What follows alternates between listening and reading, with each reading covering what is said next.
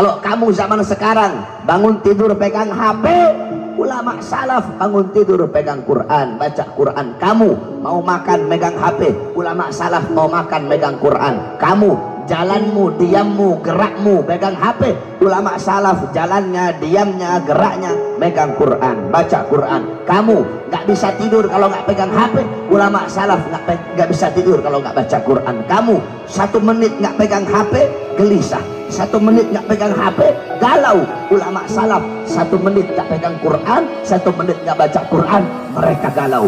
Jadi kalau kamu mau lihat bagaimana kesibukan ulama dulu dengan Al-Quran, kamu lihat aja bagaimana kesibukan kamu zaman sekarang dengan HP. Tidak pernah lepas kamu dari HP. Ulama salaf seperti itu juga, mereka tidak pernah lepas daripada Al-Quran. Bahkan anak-anak muda zaman sekarang, orang-orang dulu, santri-santri dulu, kalau ketemu ulama, kalau ketemu habaib, ketemu kiai, ya habib, ya kiai, ya ustad, arsyidna, ahdina, ustad, kiai, kasih saya petunjuk, kasih saya nasihat, kasih saya wasiat, kasih saya ilmu, minta nasihat, minta ilmu. Itu santri zaman dulu. Santri zaman sekarang ketemu ustad, ketemu kiai, ketemu habib, nggak minta wasiat, nggak minta nasihat, nggak minta ilmu, nggak minta berkah, minta selfie, saudara-saudara. Itu murid-murid zaman sekarang, itu santri-santri zaman sekarang. Oleh karenanya, wahai para anak-anak muda, tanamkan di dalam hati kamu Al-Quran. Selalu jalanmu, diammu selalu dengan Al-Quran, berpedoman kepada Al-Quran, berakhlak dengan Al-Quran, beradab dengan Al-Quran, beramal dengan amal yang ada dalam Al-Quran. Jangan pernah engkau jauh daripada Al-Quran. Wahai para anak-anak muda, kita umat Islam, selama kita masih berpegang teguh kepada Al-Quran, maka selama itu kita tidak akan pernah bisa dikalahkan. Dulu pernah berkumpul seorang pendeta, ada pemimpin pendeta, mereka para misionaris, para pendeta-pendeta, mereka semua berkumpul. Tiba-tiba ada satu orang pendeta, dia angkat Al-Quran, kemudian dia berkata kepada pendeta-pendeta yang lain, wahai para pendeta-pendeta, wahai saudara-saudaraku, selama umat Islam masih berpegang teguh kepada ini kitab, yaitu Al-Quran, maka selama itu mereka tidak akan bisa dikalahkan. Tiba-tiba ada satu pendeta muda, dia ambil itu Quran, dia injak-injak itu Quran. Apa kata pendeta tadi? Yang tua seniornya bilang, salah, bukan seperti itu cara menghancurkan mereka. Cara menghancurkan mereka bukan dengan menginjak-injak Qurannya, bukan dengan menghina Qurannya. Menghina Qurannya, menginjak Qurannya, itu hanya akan menyatukan dan menggabungkan serta menguatkan mereka. Contoh kemarin ketika Al-Quran dihina oleh Ahok, umat Islam bersatu, saudara-saudara. Cara menghancurkan mereka bukan dengan menginjak-injak Qurannya. Cara menghancurkan mereka, keluarkan ini Quran dari dalam hati mereka. Ketika hati mereka kosong dari Al-Quran, maka ketika itu mereka akan gampang kita hancurkan.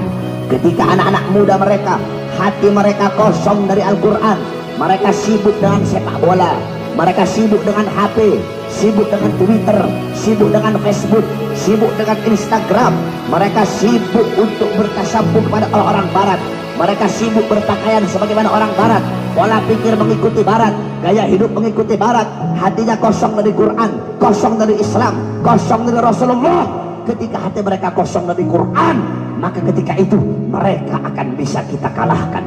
Oleh karenanya, wasiat saya terakhir kepada seluruh anak-anak muda yang hadir di sini. Alhamdulillah, Masya Allah, luar biasa. Anak-anak muda, para panitia-panitia, Asmi dan kawan-kawan, ya remaja-remaja yang ada di sini, mereka membuat acara besar seperti ini dengan penuh semangat, dengan penuh himmah. Begitu juga didukung oleh para orang tua. Insya Allah, dengan adanya anak-anak muda seperti ini kampung bakal jadi kampung yang baik, ini bangsa bakal jadi bangsa yang baik, ini Indonesia bakal jadi Indonesia yang baik. Sebab kenapa? Syubbanul yawm rijalul ghad. Pemuda-pemuda masa kini adalah pemimpin-pemimpin di masa yang akan datang. Baik buruknya bangsa, bagus rusaknya bangsa, makmur sejahteranya bangsa ke depan, tergantung dari anak-anak muda. Kalau anak-anak muda baik, taat, patuh, tunduk kepada Allah, mengerti ilmu agama, duduk majelis, cinta ulama, cinta Quran, cinta Nabi, cinta Rasul. Besok bangsa kita baik, Indonesia kita baik, Indonesia makmur, Indonesia sejahtera, akan mendapat pemimpin yang baik, pemimpin yang makmur, pemimpin yang sejahtera, pemimpin yang adil, dan agama akan dipegang oleh orang-orang yang baik. Tapi kalau anak-anak mudanya rusak, anak-anak mudanya bejat, anak-anak mudanya melacur, anak-anak muda narkoba, anak-anak mudanya nongkrong, anak-anak muda jauh dari Allah, jauh dari Quran, jauh dari masjid, jauh dari agama, jauh dari akhlak, jauh dari adab, besok bangsa kita akan rusak, negara kita akan rusak, Indonesia akan rusak, Indonesia akan dipegang oleh orang-orang yang rusak. Oleh karena itu, wahai para pemuda-pemudi Islam, saya wasiatkan kepada kamu semua, jangan pernah engkau berhenti berjuang untuk agama, berjuang untuk negara. Selalu sampaikan kebenaran kepada para pejabat-pejabat yang zalim. Afdalul jihad kalimatu haqqin, wa fi riwayah kalimatu adlin inda sultanin jair. Jihad yang paling bagus, jihad yang paling baik, jihad yang paling utama adalah menyampaikan kebenaran kepada para pemimpin-pemimpin yang zalim. Wahai para pemuda-pemudi Islam, di zaman sekarang rata-rata para pejabat bisa dibeli, betul? Presiden bisa dibeli, saudara-saudara, menteri bisa dibeli, partai-partai bisa dibeli, bahkan partai Islam bisa dibeli. Ada partai Islam lambangnya hijau tapi dalamnya merah, partai semangka, saudara-saudara.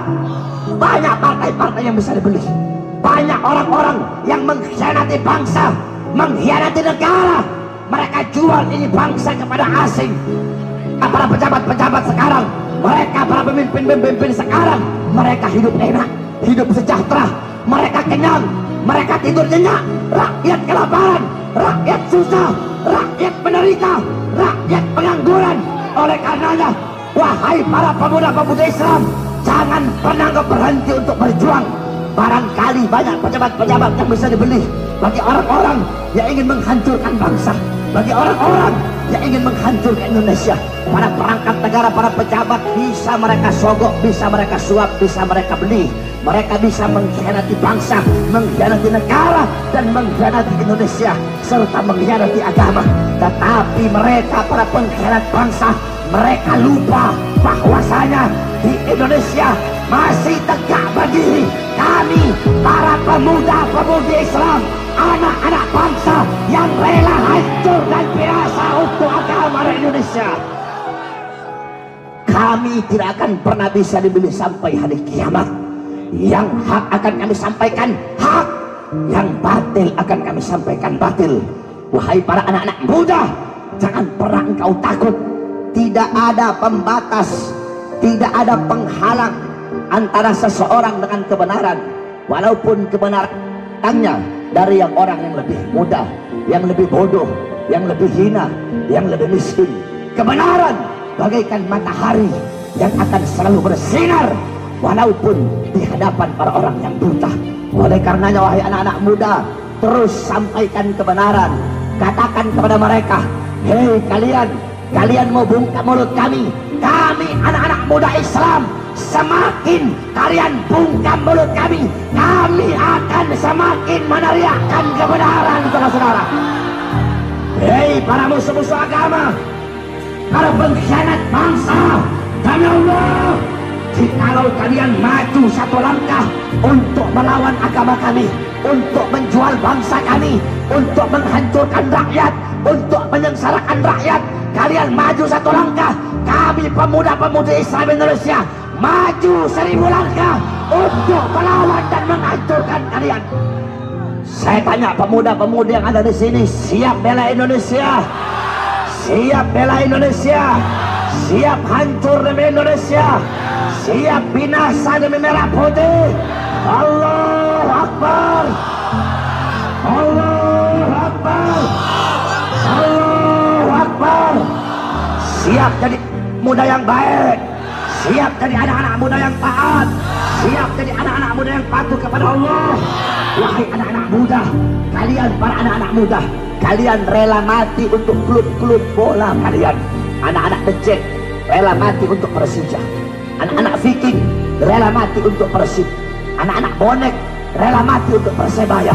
Jikalau kalian rela mati untuk klub-klub bola kalian, maka kalian harus lebih rela mati untuk agama dan bangsa Indonesia, saudara. Kalian anak-anak muda, kalian rela mati ngetrek bawa motor di atas aspal, kalian rela mati.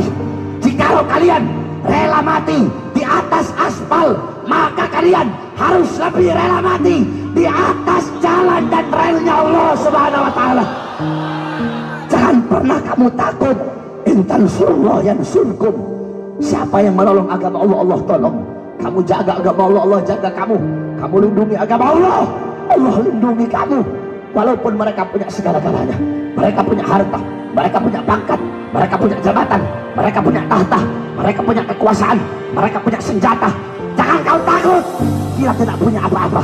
Kita tidak punya harta, tidak punya pangkat, tidak punya jabatan, tidak punya tahta, tidak punya kekuasaan, tidak punya partai.